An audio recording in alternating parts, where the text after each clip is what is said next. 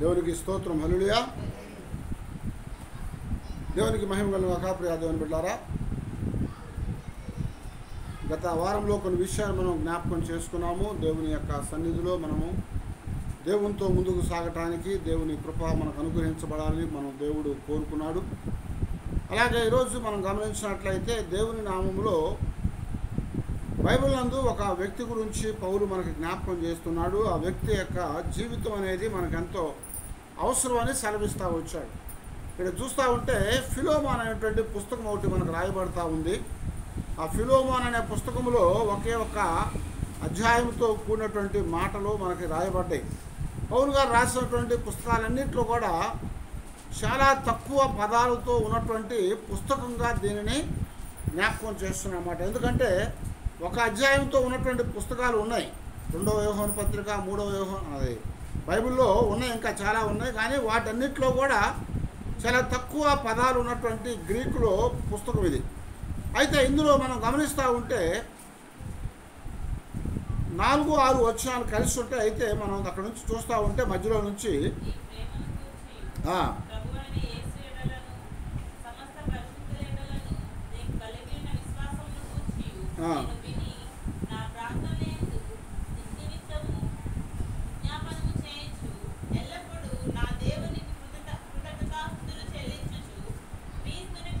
క్రీస్తును బట్టి మీ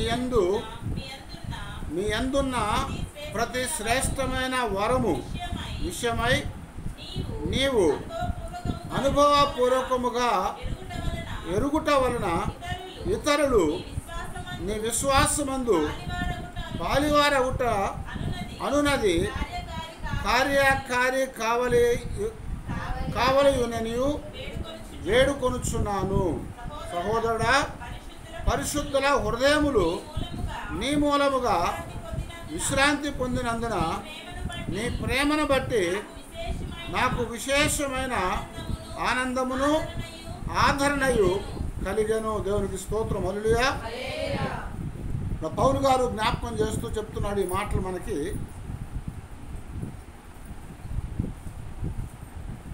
ఆయన చెప్తున్నాడు కదా, దేవుని యొక్క సన్నిధిలో ఫిలోమోను గురించి ఒక చక్కటి విషయాన్ని ఇక్కడ సెలవిచ్చాడు. అదేంటంటే, క్రీస్తును బట్టి మీ అందున్నటువంటి ప్రతి శ్రేష్టమైన వరము విషయమై నీవు అనుభవపూర్వకముగా ఎరుగుట వలన ఇతరులు నీ విశ్వాసమందు పాలివారవుట అనున్నది కార్యకారి కావలసి ఉన్నదని వేడుకొనుచున్నాను. అందువలన అక్కడ అన్నాడు కదా, సహోదరుడా, పరిశుద్ధుల హృదయములు నీ మూలముగా విశ్రాంతి పొందినందున నీ ప్రేమను బట్టి నాకు విశేషమైన ఆదరణ ఆనందము కలిగాను అని చెప్తా వచ్చాడు. పౌలు యొక్క ఫిలోమోన్ అనేటువంటి వ్యక్తి గురించి మనకి ఇక్కడ జ్ఞాపకం చేస్తూ ఉన్నాడు. ఈ ఫిలోమోన్ అనేది ఎవరయ్యా అంటే, ఆయన ఒక కొలసీలో ఉన్నటువంటి ఒక ఆ విశ్వాసి, ఆ కొలసీలో ఉన్నటువంటి విశ్వాసి. ఇతని పేరుకి మనం అర్థం గమనించినట్లయితే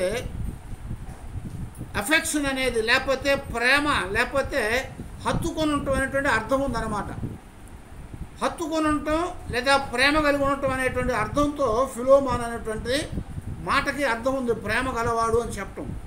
అయితే అతని యొక్క జీవితాన్ని మనం గమనించినప్పుడు ఫిలోమోన్ ఎందుకు ఇతనికి గురించి మనకు జ్ఞాపకం చేస్తున్నాడంటే, అతని జీవితం ద్వారా 3 విషయాలు మనకి జ్ఞాపకం చేయాలని చూస్తున్నాడు. మొట్టమొదటి మనం చూస్తే ఫిలోమోన్ యొక్క జీవితంలో ప్రేమ, అలాగే దేవుని యెడల విశ్వాసం అని చెప్పి జ్ఞాపకం చేస్తున్నాడు. ఫిలోమోను చాలా ప్రేమ కలిగిన వాడుగాను, దేవుని యందు మంచి విశ్వాసం కలిగినటువంటి వాడుగా ఇక్కడ మొట్టమొదటిగా చెప్తున్నాడు. ఎందుకంటే క్రీస్తును బట్టి నీ యందున్న ప్రతి శ్రేష్టమైన వరము విషయమై నీవు అనుభవపూర్వకముగా ఎరుగుట వలన అని జ్ఞాపకం చేస్తున్నాడు. దేవుని యందు అనుభవపూర్వకం వలన ఆయన ఏం చేస్తాడంట, ఎదిగినటువంటి వాడుగా ఉన్నాడు అని చెప్తున్నాడు. దేవుల్లో ఎదిగాడు. దేవుల్లో ఎదిగినటువంటి అతని గురించి మనకి ఇక్కడ జ్ఞాపకం చేస్తూ, అతని జీవితాన్ని బట్టి మనము కూడా దేవునిలో మనము నేర్చుకోవాలని ఆయన మనకి సెలవిస్తూ వచ్చాడు. ఎందుకంటే దేవునిలో మనం ఎల్లప్పుడూ కూడా ఎదిగే వారంగా మనం ఉండాలి. నిత్యము దేవుని సన్నిధిలో ముందుకే సాగుతూ దేవుణ్ణి మహింపరిచే వారంగా మనం ఉండాలన్నమాట. కాబట్టి మనము దేవునితో సాగుతున్నప్పుడు ఎల్లప్పుడూ కూడా ప్రభువులో మనము ఎదిగే వారంగా ఉండాలి. ఎదుగుతూ ఉన్నప్పుడే దేవుని యొక్క పిల్లలంగా మనము గుర్తించబడతా ఉంటాము. దేవుని యొక్క నామములో మన జీవితాల్లో మనం ఆయనతో ఎదగకపోతే మన జీవితాలు అంతగా గుర్తింపు అనేది లేకుండా ఉంటాయని చెప్తా వచ్చాడు ఇక్కడ. అందుకనకే ఒక వ్యక్తి దేవునిలో ఎదగటం ద్వారా అతను దేవునికి మహిమ తెచ్చేవాడుగాను, అతని బట్టి దేవుని నామాన్ని ఘనపరచబడేట్లుగా పౌలు గారు ఇక్కడ చెప్తా వచ్చాడు. ఎందుకంటే పౌలు ఈ మాటలను మనం గమనించినప్పుడు పౌలు యొక్క వాక్యము ద్వారా ఈ ఫిలోమాను రక్షించబడ్డాడు. ఈ ఫిలోమాను రక్షించబడినటువంటి వాడే దేవుని యొక్క సన్నిధిలో అతడు అనేక విధాలుగా ఆశీర్వాదం పొందినట్టుగా మనం చూస్తున్నాము. ఎంతో గొప్పవాడిగా ఒక వ్యక్తిగా ఉన్నటువంటి వాడు, విశ్వాసంలో బలవంతుడుగా దేవుల్లో జీవించేటువంటి వాడు అన్నమాట.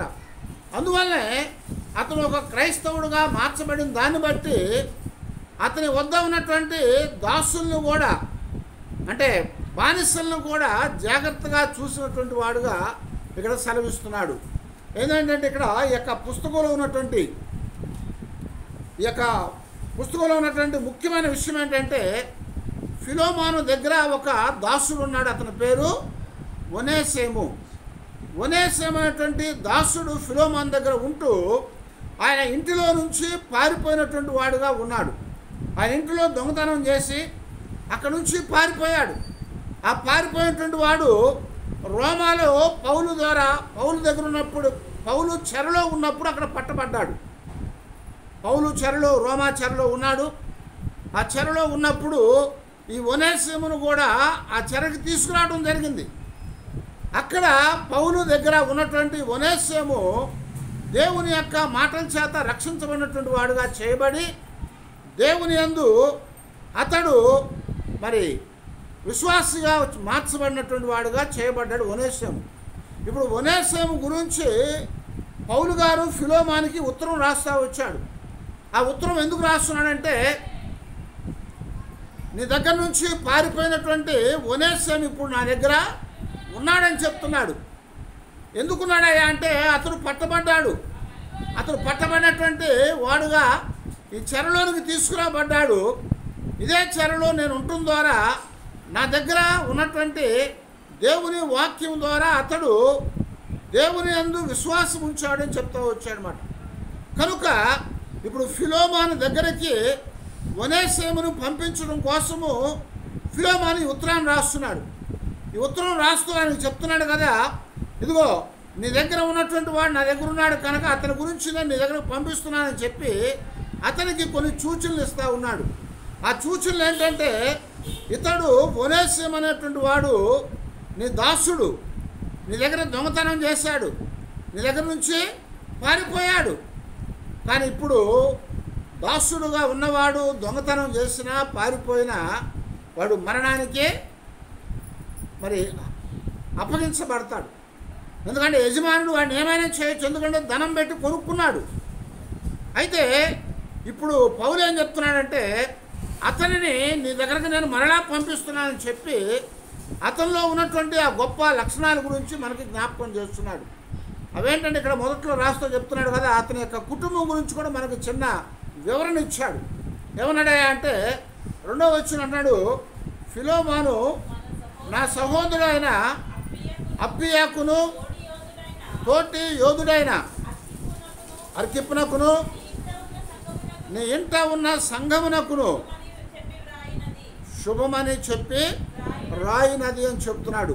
ఈ ఫిలోమాను దేవుని చేత రక్షించబడ్డాడు. ఫిలోమాను పౌలు ద్వారా దేవుని చేత రక్షించబడ్డాడు. ఆ రక్షించబడిన తర్వాత తన ఇంటిలోనే సంఘాన్ని ప్రారంభించాడు. ఈ కొలస్సి అనేటువంటి ప్రాంతంలో ఉన్నటువంటి ఆ యొక్క సంఘము ఇతని ఇంట్లో ఉన్నది. అతని ఇంట్లోనే సంఘం అనేది జరిపించబడతా వచ్చింది. అక్కడ ఎవరున్నారయ్యా అంటే అతని యొక్క భార్య గురించి జ్ఞాపకం చేస్తున్నాడు. అప్పియా అని అంటున్నాడు. ఎవరు? అప్పియాకు. అప్పియా అనేటువంటి ఆవిడ ఫిలోమాన్ యొక్క భార్యగా జ్ఞాపకం చేస్తున్నాడు. అలాగే మరొక మాట ఎవరంట? అర్కిప్పుకు. అర్కిప్ అనేటువంటి వారు ఎవరయ్యా అంటే ఫిలోమాన్ యొక్క కుమారుడు అని చెప్తున్నాడు అనమాట. కాబట్టి ఆ యొక్క ఫిలోమాను విశ్వాసంలో చాలా బలవంతుడు దేవుని యందు. అందుకొరకే అతడు దేవుని యొక్క సన్నిధిని తన ఇంట ఏర్పాటు చేసి అనేకులు రక్షించబడాలన్నటువంటి ఆలోచనతో తను పొందినటువంటి ఆ రక్షణను ఇతరులకు ఇవ్వటానికి దేవుని యెడల తనకున్నటువంటి ప్రేమను విశ్వాసాన్ని కనపరుస్తున్నట్టుగా ఫిలోమాను గురించి పౌలు ఇక్కడ మనకు సెలవిస్తూ వచ్చాడనమాట. ఇలాగ రక్షించబడినటువంటి అనేక మంది వారి గృహాల్లో మరి సంఘాలు ఏర్పాటు చేశారు. ఫిలిప్పీలో ఉన్నటువంటి ఆ లూదియా అనేటువంటి ఆ స్త్రీ కూడా పౌలు గారి ద్వారా రక్షించబడింది. పౌలు గారు రక్షించబడిన తర్వాత ఆమె తిరిగి ఆమె తుయితార అనేటువంటి ఊరికి వెళ్ళిపోయిన తర్వాత తన ఇంటిలోనే సంఘం అనేది ఏర్పాటు చేయడం జరిగింది. అక్కడ యేసు ప్రభువారు యోహోను ద్వారా మాట్లాడినప్పుడు ఆ యొక్క ప్రవచనాన్ని ఇచ్చినప్పుడు జరగబోయేటువంటి సంగతులు ప్రకటన గ్రంథంలో రాయబడ్డప్పుడు తుయతైరాలో ఉన్నటువంటి సంఘమునకు అని రాస్తూ వచ్చాడు. తుయతైరాలో కూడా సంఘం ఉంది.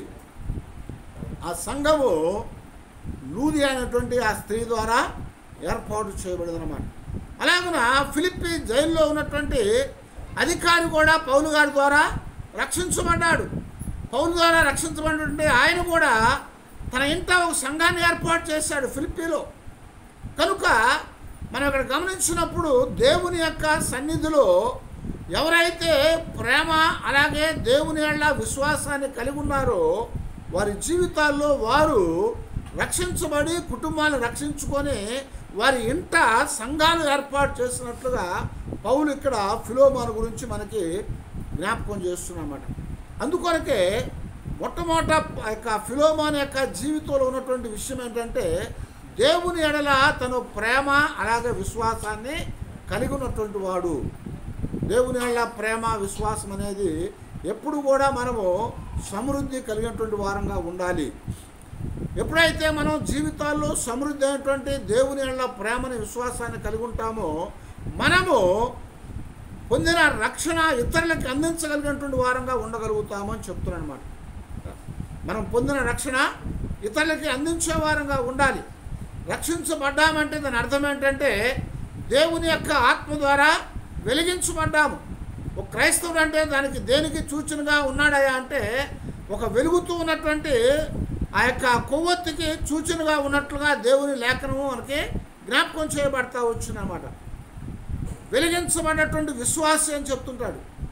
వెలిగించబడ్డటువంటి విశ్వాసం అంటే వెలుగుతూ ఉండేటువంటి ఒక కాగడ లాంటి వాడు, ఒక కొవ్వొత్తి లాంటి వాడు.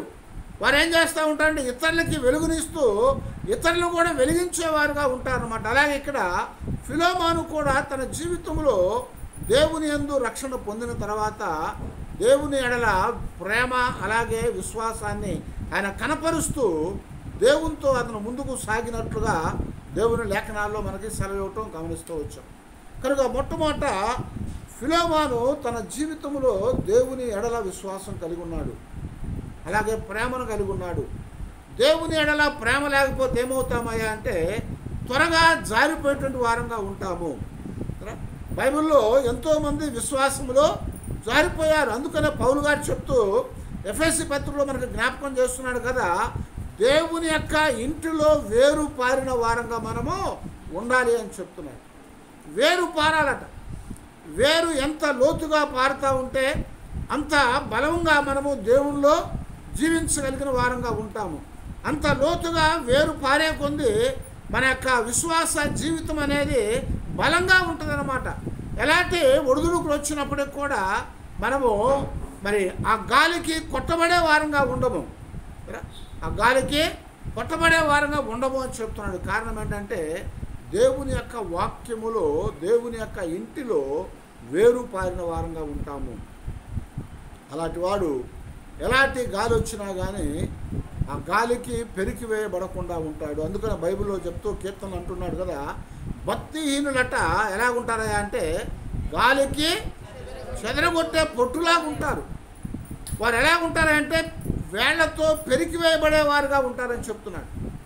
వేళ్లతో పాటు పెరికి వేయబడేవారుగా ఉంటారట. అందుకొరకే మన జీవితాల్లో మనము దేవునిలో వేరుపారి ఫిలోమానులాగంటే ప్రేమ కలిగినటువంటి వాడు, లేకపోతే ఆ ప్రేమని కనపరిచిన వాడు అని చెప్పి మనకు జ్ఞాపకం చేసినట్లుగా మనము కూడా దేవునిలో అలాంటి వారంగా మనము ఉండాలన్న వాస్తవాన్ని దేవుని యొక్క సన్నిధిలో మనకి ఇక్కడ జ్ఞాపకం చేస్తున్నాడు. ఆ యొక్క బానిసని తిరిగి అతడు ఒప్పుకోవటానికి ఇష్టపడ్డాడు. అదే మనకి ఇక్కడ కనపడతా ఉంటుంది అన్నమాట. అందువలన దేవుని యందు ప్రేమ, దేవుని యందు విశ్వాసము బలముగా ఉన్నటువంటి వాడు అతను. రెండవ లక్షణాన్ని అతని జీవితంలో మనం చూసినప్పుడు దేవుని యెడల ప్రేమ ఉండటం మంచిదే, అయితే ఆ ప్రేమని మనుషుల యెడల కూడా మనం కనపరచగలిగిన వారంగా ఉండాలి. దేవుని ప్రేమించిన వారు చాలామంది ఉన్నారు కదా, దేవుని ప్రేమించిన వారు చాలామంది ఉన్నారు. దేవుడు అంటే మాకు చాలా ఇష్టం అని చెప్పేవాళ్ళు ఉన్నారు. కానీ దేవుని ప్రేమించిన వాడు ఎవరట? తన సహోదరుని కూడా ప్రేమించగలగాలి. యేసుప్రభువు చెప్పారు, ఇదిగో తన పొరుగు వాడిని ప్రేమించలేని వాడు దేవుడిని ప్రేమించలేడని చెప్పాడు యోహాను పత్రికలో.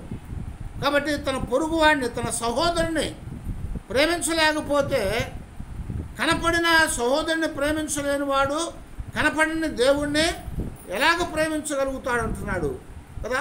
కనపడతా ఉన్న వాళ్ళని ప్రేమించకపోతే దేవుణ్ణి కనపడని చెప్పుకున్నటువంటి ఆయన్ని మనం ఎలాగ ప్రేమించగలుగుతాము? అందుకొరకే మనము దేవుని ప్రేమ ఎప్పుడైతే మన లోపల అది విస్తారంగా అంటే సమృద్ధిగా ఉంటుందో ఆ ప్రేమ ఇతరులు ఎలా చూపించబడతా ఉంటుంది. యేసుప్రభువు చెప్పినటువంటి ఆ 2 ఆజ్ఞల్లో రెండవ ఆజ్ఞ ఏమని చెప్పాడు? 10 ఆజ్ఞలు తీసివేసి నిన్ను వలె నీ పొరుగు వారిని ప్రేమించు అన్నాడు. నిన్ను వలె నీ పొరుగు వారిని ప్రేమించమని చెప్తున్నాడు. ఎందుకయ్యా అంటే నిన్ను నువ్వు ప్రేమించుకున్నట్లుగా నీ పొరుగు వారిని ప్రేమించినప్పుడు నీవు దేవుని పిల్లలవని జ్ఞాపకం చేయబడతా ఉంది. గత వారంలో మనం అదే చెప్పుకున్నాం. మనం క్రైస్తవులుగా ఎలాగా లోకానికి కనపడగలుగుతామో అని మనం గమనించినట్లయితే మన జీవితాల్లో మనము దేవుని యొక్క సన్నిధిలో ప్రేమను కనపరచడం ద్వారానే ఆ ప్రేమ దేవుని పిల్లలుగా మనల్ని ఇతరులకి చూపించేదిగా ఉంటుంది. అందుకనే ఇతడు ప్రేమ కలిగినటువంటి వాడు కనుక దేవుని ఎడల ఆ ప్రేమను మనుషుల ఎడల కూడా అంటే తన సోదరుల ఎడల, తన పొరుగు వారి ఎడల చూపించేటువంటి తత్వాన్ని కలిగినటువంటి వాడు. అందుకొరకే ఫిలోమాను దగ్గరికి తిరిగి ఆ ఒనేసిమును పంపించడానికి పౌలు ఉత్తరాన్ని రాస్తున్నాడు. వాస్తవానికి మనం ఇక్కడ గమనిస్తూ ఉంటే 19వ వచనంలో మనం చూస్తూ ఉంటే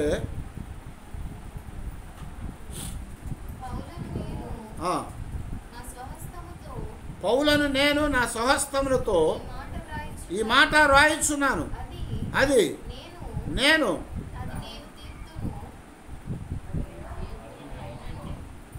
నేను తీతును అయినను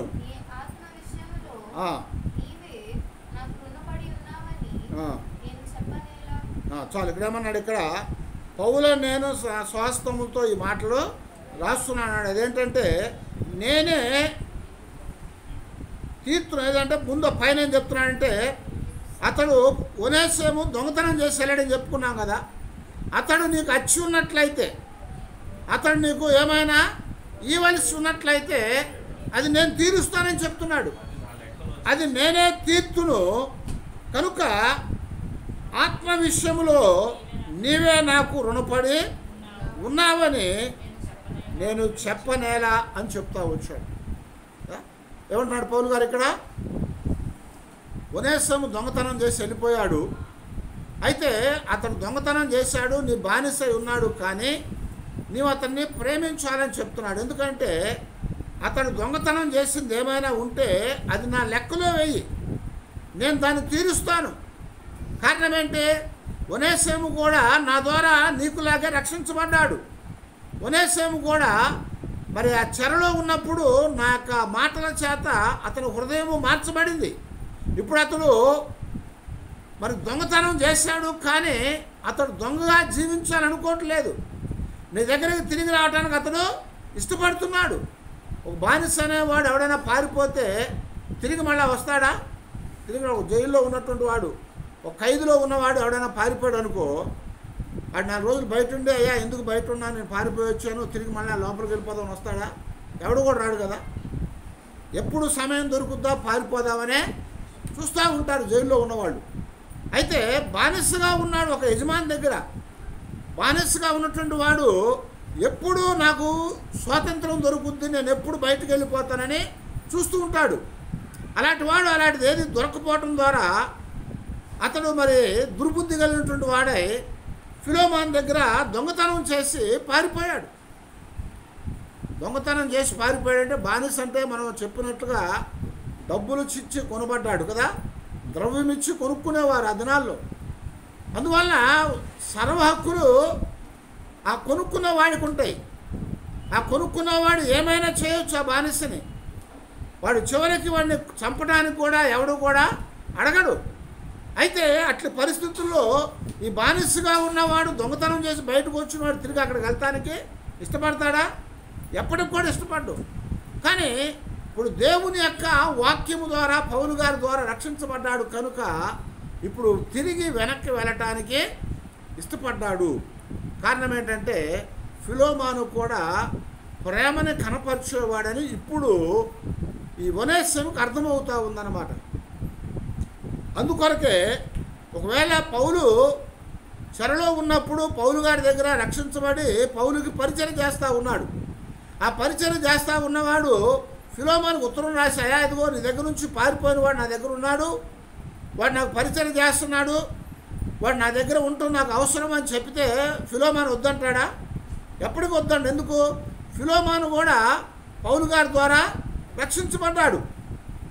అందుకని ఒనేసిము ఎటు పారిపోయాడు కనుక ఆయన దగ్గర ఉంటే నాకు సంతోషం అనుకుంటాడు. కానీ ఫిలోమాను దగ్గరికి తిరిగి ఒనేసిమును పంపటానికి పౌలు ఇష్టపడిన వాడై ఈ ఉత్తరం రాస్తూ, నీవు నీ ప్రేమను నువ్వు కనపరిచేవాడివి, నీ ప్రేమను కనపరుస్తావు నువ్వు. ఎందుకని అంటే ఇతరుల ఎడల ప్రేమను కనపరుస్తున్నాడు. ఎందుకని? తన ఇంట్లో సంఘాన్ని ఏర్పాటు చేశాడు. సంఘం ఇంట్లో ఏర్పాటు చేశాడు. దాని అర్థం ఏంటి? అతడు రక్షించబడ్డాడు కనుక రక్షణ లేని వారు ఇతరులు కూడా వచ్చి అతని యొక్క ఇంటిలో దేవుని మాటలు వినాలని ఆశపడుతూ ఉన్నాడు. అది ఇతరుల ఎడల ప్రేమ కనపరచడం. మీ యొక్క మిషనరీలు ఎందుకు భారతదేశానికి వచ్చారయ్యా అంటే వాళ్ళు రక్షించబడ్డారు కనుక, దేవుని ప్రేమను పొందారు కనుక ఆ ప్రేమని వాళ్ళు ఇతరులకి చూపించాలనుకుంటున్నారు. ఆ ప్రేమను ఇతరులకు చూపించాలని, వాళ్ళని కూడా రక్షించాలని కోరుకుంటున్నారు. కనుక వారు ఏం చేశారు? వారి దేశాన్ని విడిచిపెట్టి వారి దేశాన్ని విడిచిపెట్టి అనేకమైన సువార్త లేని దేశాలకు వెళ్ళారు. మన భారతదేశానికి ఎంతోమంది వచ్చారు. వాళ్ళు రావటం ద్వారా దేశము చాలా అభివృద్ధిలోనికి వచ్చింది, రక్షించబడింది. అందుకొరకే పౌలు మరి ఇప్పుడు ఫిలోమానుకు చెప్తున్నప్పుడు, నీవు నీ ప్రేమను కనపరిచేవాడివి. ఆయన ప్రేమని ఇతరుల ఎడ కనపరిచాడు కనుక అదే ప్రేమ ఇప్పుడు ఒనేసిమును నీ దగ్గరకు పంపిస్తున్నాను కనుక అతని ఎడలో కూడా నువ్వు ఈ ప్రేమను నువ్వు కనపరచు అని చెప్తా వచ్చానమాట. అతను నీకు అచ్చున్నాడు. అతని దగ్గర దొంగతనం చేసి అప్పు తీసుకొని లేకపోతే డబ్బు తీసుకొని పారిపోయాడు. అది నా ఖాతాలో వేయి, నేను వచ్చినప్పుడు నీకు వాటిని చెల్లిస్తాను, నువ్వు కావాలంటే అని చెప్తున్నాను అన్నమాట. అయినా సరే ఆత్మ విషయంలో నువ్వు నాకు రుణపడి ఉన్నావు అంటున్నాడు.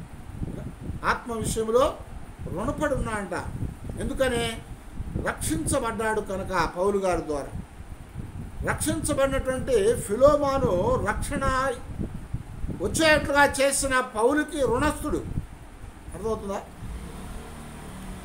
దేవునికి మనం అందరం కూడా రుణస్థులమే. ఎందుకని? పాపములో నుంచి దేవుడు మనల్ని విడిపించాడు కనుక, పాపములో నుంచి దేవుడు మనల్ని విడిపించాడు కనుక మనం ఇప్పుడు పాపానికి రుణస్థులం కాదు, కానీ దేవునికి రుణస్థులమే. అలాగే ఇప్పుడు పాపం అనేటువంటి దానిలో నుంచి, లోకములో నుంచి పౌలు గారు ఫిలోమాను విడిపించడం ద్వారా ఫిలోమాను పౌలుకి రుణస్థుడు.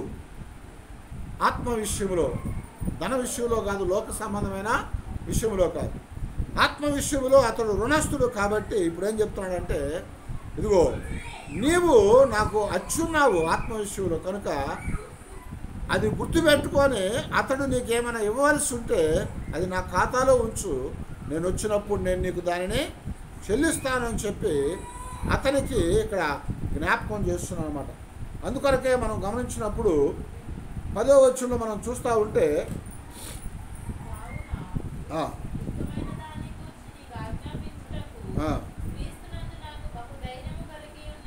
క్రీస్తునందు నాకు బహుధైర్యము కలిగి ఉన్నను, వృద్ధుడను, ఇప్పుడు క్రీస్తు యేసు ఖైదీనై ఉన్న పౌలను నేను ప్రేమను బట్టి వేడుకొనుట మరి మంచిదనుకొని నా బంధకములలో నేను నా కుమారుడగు ఒనేసిము కోసరము నిన్ను వేడుకొనుచున్నాను అని చెప్తున్నాడు అన్నమాట. ఏం చెప్తున్నాడు? నా బంధకాల్లో నేను కన్నటువంటి నా కుమారుడగు ఒనేసిము అని జ్ఞాపకం చేస్తున్నాడు. పౌలు గారు కొంతమందిని కుమారులని పిలిచాడు. తిమోతిని నా కుమారుడు అంటాడు. అలాగే ఇక్కడ ఒనేసిమును కూడా నా కుమారుడు అని జ్ఞాపకం చేస్తున్నాడు. అంటే కుమారుడు అంటే అర్థం ఏంటంటే ఆ దగ్గరగా ఉన్నటువంటి ఆ బంధం కలిగి ఉన్నారు వారు. తండ్రి కుమారుల యొక్క బంధం అనేది ఎలా ఉంటుంది? చాలా సన్నిహితంగా ఉంటుంది. అలాగా అంత సన్నిహితంగా తిమోతి ఉన్నాడు. పౌలు ఎక్కడుంటే అక్కడ తిమోతి ఉన్నాడు. పౌలుకి పరిచర్య చేశాడు తిమోతి, పౌలుని వెంబడించాడు. కుమారుడు అనేవాడు కష్టం వచ్చినప్పుడు, బాధ వచ్చినప్పుడు పారిపోయి వెళ్ళిపోతాడా, విడిచిపెట్టి వెళ్ళడు. అలాగే పౌలు అనేక శ్రమల్లో ఉన్నప్పుడు, ఇబ్బందుల్లో ఉన్నప్పుడు, అనేక కష్టాల్లో ఉన్నప్పుడు తిమోతి యొక్క రాసిన పుస్తకంలో పౌలు గారు చెప్తాడు, నేను ఉన్నటువంటి ఆ భయంకరమైనటువంటి స్థితిలో నీవు నన్ను వెంబడించావు అని చెప్తాడు. ఎలాంటి పరిస్థితులు వెంబడించాడట? కష్టాల్లో ఉన్నప్పుడు, బాధల్లో ఉన్నప్పుడు, శ్రమలో ఉన్నప్పుడు, చెరసాల్లో ఉన్నప్పుడు. ఎవడన్నా చెరసాల్లో ఉన్నాడంటే అందరూ కూడా ఏమంటారంటే వాడు మావోడు కాదండి అంటారు. ఎందుకు? వాడు మావోడంటే మొట్టమొదటి మనకు పరువు బాధ్యత, రెండోది మన బట్టుకెళ్ళి లోపలేస్తారేమో. అందుకని వాడు మావోడు కాదని చెప్తారు. అయితే ఇక్కడ పౌలు గారు చెప్తున్నాడు, అదిగో కుమారుడు తండ్రిని ఎలా వెంబడిస్తాడో కష్టములో, నష్టములో, బాధలో కూడా, అలాగే నేను చెరలో ఉన్నప్పుడు కూడా తిమోతి నన్ను వెంబడించాడు. అదే ప్రకారం ఇప్పుడు చెరలో పట్టబడ్డటువంటి ఈ ఒనేసిము కూడా నా కుమారుడు అని చెప్తున్నాడు. అతను నేను కన్నానంటున్నాడు. అందుకొరకే అతని గురించి నేను నీకు సిఫార్సు చేయుచున్నాను, నీ దగ్గరికి మరలా అతన్ని పంపిస్తున్నాను కనుక నువ్వు ప్రేమను కనపరిచేవాడు కనుక నీ పొరుగువారి ఎడల అతని ఎడల కూడా నువ్వు ప్రేమనే కనపరచు అని చెప్పి మరి పౌలు గారు మరి దేవుని యొక్క సన్నిధిలో పౌలు ఫిలోమాన్ని వేడుకుంటున్నానని చెప్తున్నాడు. ఆ విశ్వాసం అంత కలిగినటువంటి వాడు, ప్రేమ అంత కలిగినటువంటి వాడు ఈ ఫిలోమాను. కనుక ఇక్కడ మనం జాగ్రత్తగా చూస్తూ ఉంటే అతడు ఆ ప్రేమను కలిగి ఉండటం మాత్రమే కాదు, కానీ పరిశుద్ధుల ఎడల ఏం చేశాడంట? ఆతిథ్యం ఇచ్చినటువంటి వాడట. 7వ వచనంలో ఏం చదువుతున్నాము? నా సహోదరుడా, పరిశుద్ధుల హృదయములు నీ మూలముగా విశ్రాంతి పొందినందున నీ ప్రేమను బట్టి మరి విశేషమైన ఆనందమును ఆదరణయు కలిగను అని చెప్తున్నాడు. పరిశుద్ధుల ఎడల అతడు మరి గొప్ప ఆతిథ్యాన్ని ఇచ్చినవాడు, పరిశుద్ధులకి మరి విశ్రాంతినిచ్చిన వాడట, వారి హృదయాల్ని నెమ్మదిపరిచినటువంటి వాడట, ప్రేమను కనపరిచిన వాడట. అందుకని నీ ఎడల నేను సంతోషపడుతున్నానని చెప్పి పౌలు గారు చెప్తా వచ్చాడు. పరిశుద్ధులకు మనము ఆతిథ్యం ఇచ్చే వారంగా ఉండాలి. ఆతిథ్యం అంటే ఏంటి? వచ్చిన వారికి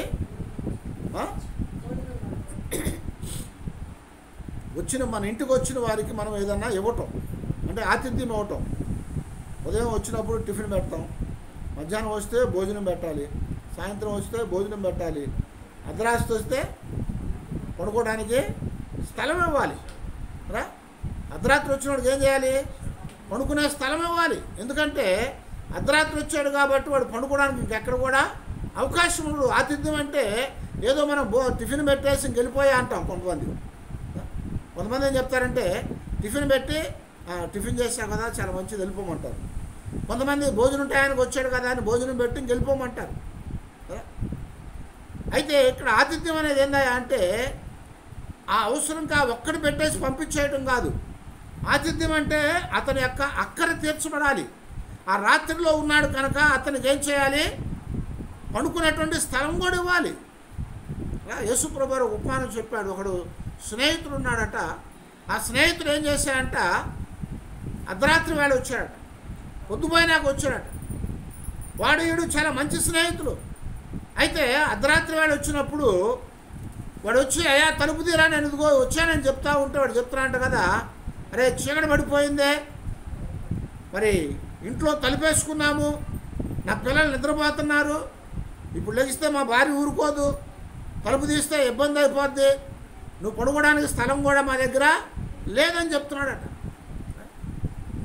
వాడెవడో పొడుగువాడైతే ఎవడో అక్కడ తెలియనోడైతే ఆ విషయాలు చెప్పాలి, వాడెవడో కనుక్కోవాలి మనం. అయితే అక్కడ స్నేహితులను రాస్తున్నాడు, చాలా మంచి స్నేహితుడు అటాడు.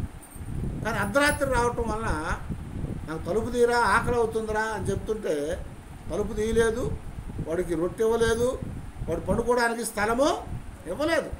అలాంటి వాడు ఏం స్నేహితులని యేసు ప్రభువు చెప్పారు. అయితే ఇక్కడ మనం గమనించినప్పుడు దేవుని యొక్క లేఖనాల్లో మరి పౌలు గారు ఈ ఫిలోమోను గురించి చెప్తున్నాడు కదా, పరిశుద్ధులకు ఆతిథ్యం ఇచ్చిన వాడు అతను. పరిశుద్ధులకు ఆయన ప్రేమనే కనపరిచిన వాడట, వాళ్ళని ఆదరించి వాళ్ళకి ఆనందాన్ని కలిగించిన వాడు అని చెప్తున్నాడు. ఎప్పుడైనా చూడండి ముసలోళ్ళని, అంటే ముసలోళ్ళు మనం అందరం కూడా ముసలోళ్ళు అవుతాం అనుకోండి, ముసలోళ్ళని బాగా వృద్ధాప్యంలోకి వచ్చినప్పుడు వాళ్ళకి ఎలా ఉంటుందంటే మనం వెళ్ళు అన్నాగానే వెళ్ళరాడు కొన్నిసార్లు కదా. ఎందుకో కొంచెంసేపు ఎక్కువసేపు మాట్లాడామనుకో ఉండిపోతారు, ఏమైనా పెట్టామనుకో ఉండిపోతారు కదా. అలాగా ఎందుకంటే ఆ స్థితిలో అలాంటి మనస్సు కలిగి ఉంటారు. అయితే ఇక్కడ ఫిలోమోను ఏం చేస్తాడంట, వాళ్ళకి ఆతిథ్యం ఇచ్చి వాళ్ళని ఆనందపరిచి వాళ్ళకి ఆదరణ కలిగించాడట. కనుక వాళ్ళకి ఆతిథ్యం ఇచ్చి ఆనందపరిచి ఆదరణ కలిగించాడు అని జ్ఞాపకం చేస్తున్నమాట. పరిశుద్ధులకు ఆతిథ్యం ఇవ్వాలి. యేసు ప్రభువు కూడా చెప్పాడు, అదిగో ఎవరైనా సరే నీ దగ్గరకు వచ్చినప్పుడు గిన్నెడు చన్నీళ్ళు ఇచ్చినప్పుడు పరలోకమందు నూరంతలుగా మీకు ఇవ్వబడుతుందని చెప్పాడు. పరలోకములో సమృద్ధిగా మీకు రెట్టింపుగా నూరంతలుగా ఇవ్వబడుతుంది. ఎందుకంటే ఇక్కడ దేవుని పేరట మనం ఆతిథ్యం ఇస్తున్నాం కనుక దేవుడు కూడా మనకి దానికి తగినటువంటి రెట్టింపు అయిన మరి ఆశీర్వాదాన్ని లేకపోతే ఆ యొక్క మేలును మనకి ఇచ్చేవాడుగా ఉన్నాడని జ్ఞాపకం చేస్తున్నాడు అన్నమాట.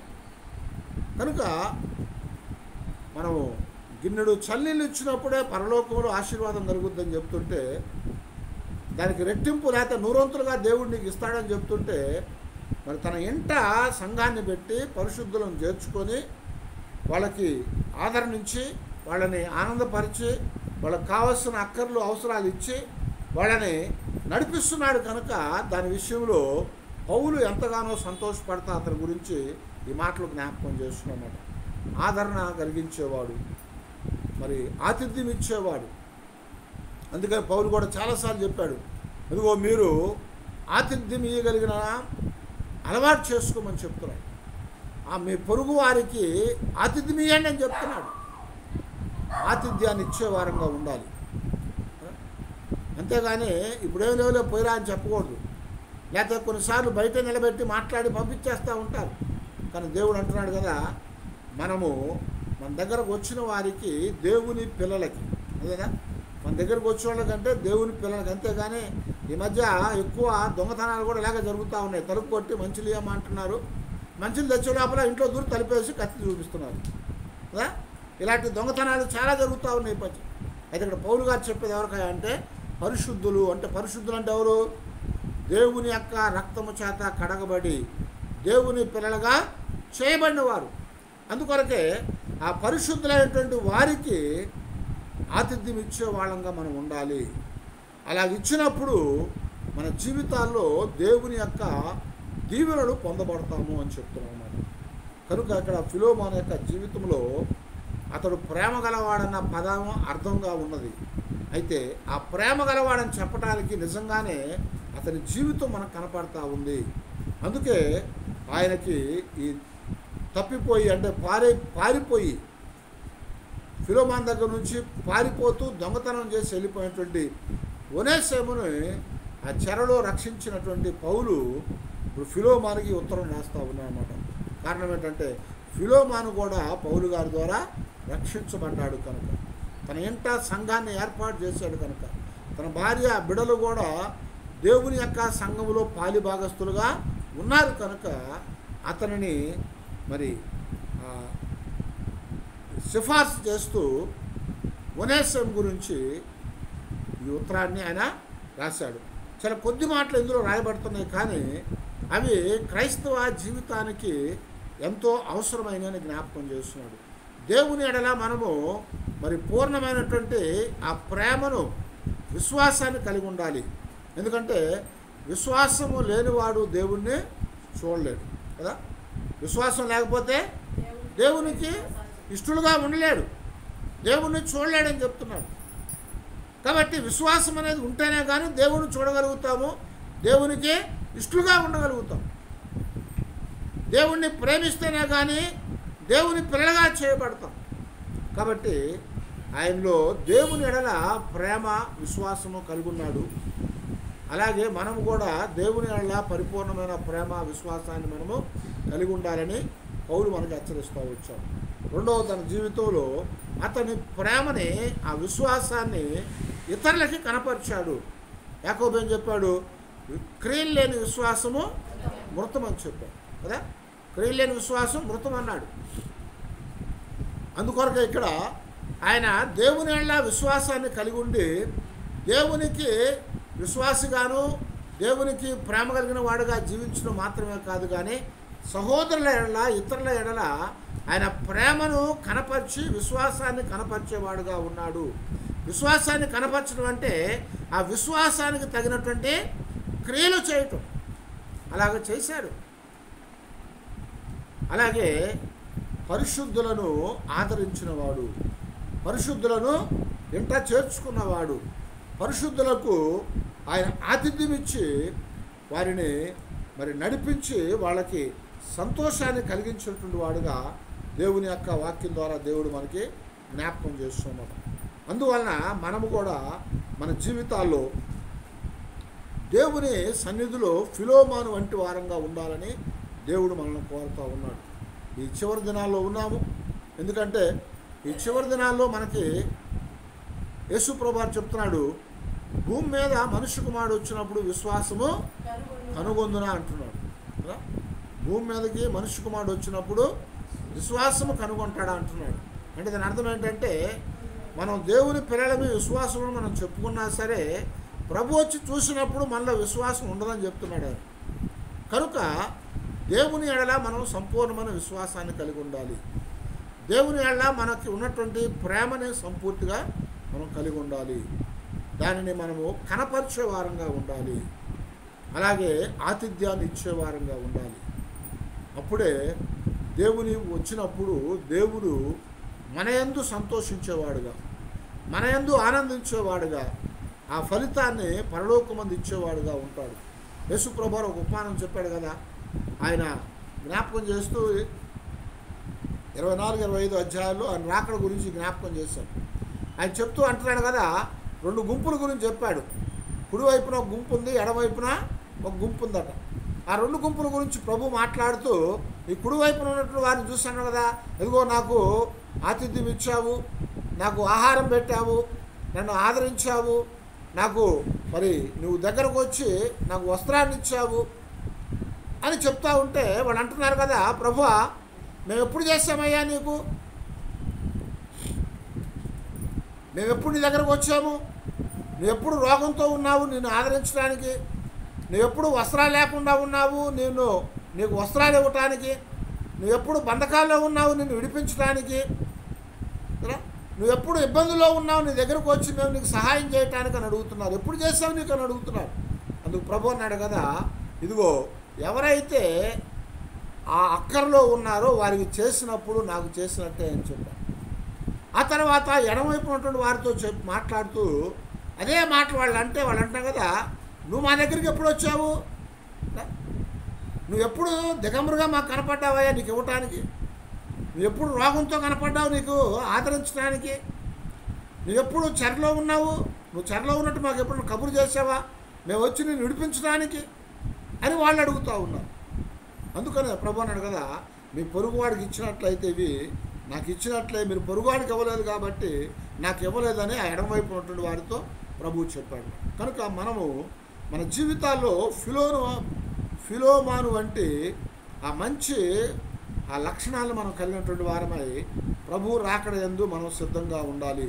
ప్రభు వచ్చినప్పుడు మనల్ని కూడా అదే ప్రశ్న వేస్తే మనం ఏం చెప్పగలుగుతామని ఒకసారి మనల్ని మనం పరీక్ష చేసుకోవాలి. కనుక దేవుని సన్నిధిలో మన జీవితాలు మనం పరీక్షించుకొని ఫిలోమాను వంటి వారంగా ఉన్నామా లేదా, ఫిలోమానులాగా దేవుని సంపూర్ణమైన ప్రేమ సంపూర్ణమైన విశ్వాసంతో మనము గణపరుస్తున్నామా లేదా, మనం ఇతరుల ఎడల ఆ యొక్క ప్రేమతో కూడిన విశ్వాసాన్ని మనం అగపరిచే వారంగా ఉన్నామా లేదా, అలాగే పరిశుద్ధులకు దేవుని పిల్లలకు ఆతిథ్యం ఇచ్చే వారంగా ఉన్నామా లేదా అని మనము ఒకసారి మనం పరిశీలన చేసుకుందాం.